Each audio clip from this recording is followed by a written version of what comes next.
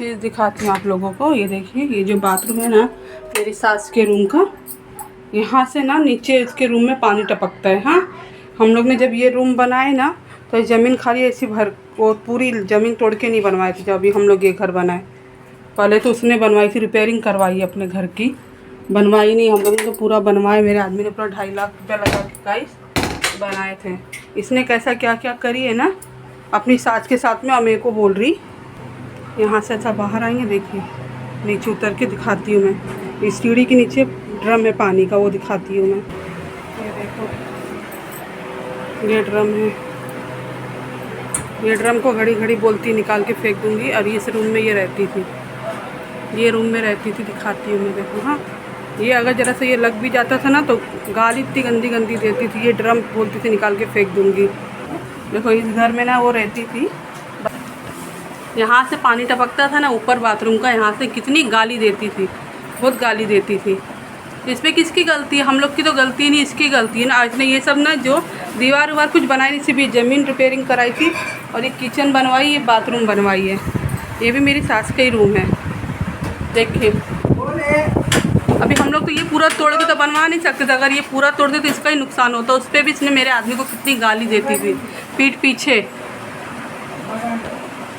इसके घर से बाहर ऐसा निकलेंगे तो ये देखो, ये ड्रम है। ये कोना जरा सा भी लग जाए तो गाली देती थी। सीढ़ी बोलती थी उखाड़ के फेंक दूंगी, ड्रम फेंक दूंगी, हटा लो, अड़चन होती है, इतना सब कुछ बोलती थी ये। और इसकी ये रूम के लगते ही बाजू में एक रूम मेरा और है। देखिए, ये एक छोटा सा रूम ये है, एक ये रूम है। यहाँ इसमें मेरी दूसरी वाली जिठानी रहती थी गाइस। देखिए, इसमें मेरी दूसरी वाली जिठानी रहती थी। ऐसा आस-पास में देखिए है। और वो इधर ही ना दहलीज पे बैठ के बर्तन धोती थी ना। यहाँ से कचरा कुछ भी अगर ऐसा बह के जाता था, इतना दोनों में झगड़े होते थे ना, दोनों में झगड़े होते थे। तो इन दोनों के झगड़े के बीच में मैं बोलती थी, मैं आगे छुड़ाती थी। और ये हम लोग का पानी का नल है। देखिए, सीढ़ी के पास ही है।